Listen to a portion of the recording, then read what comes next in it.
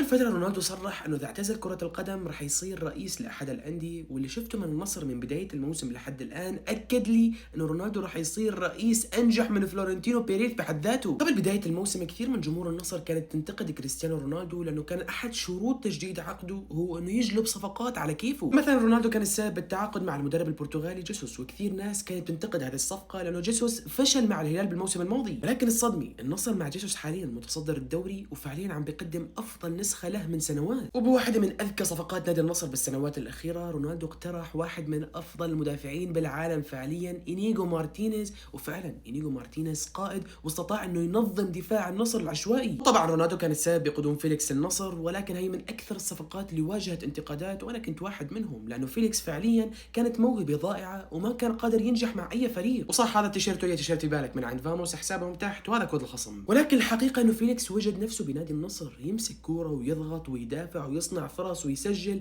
من بداية الموسم لحد الآن لاعب واحد فقط حصل على تقييم 10 كان فيليكس، ومش بمباراة، بمباراتين. وأيضا رونالدو هو اللي اقترح اسم كومان. فعليا رونالدو عمل أفضل توليفة في تاريخ هجوم نادي النصر. وطبعا بعد فوز النصر على الرياض بالخمسة رونالدو أيضا ما قصر وسجل هدفين، وما اكتفى بهدفه الثاني راح عند جمهور الرياض وصار يسكتهم لأنهم كانوا عم يهتفوا باسم ميسي ويستفزوه.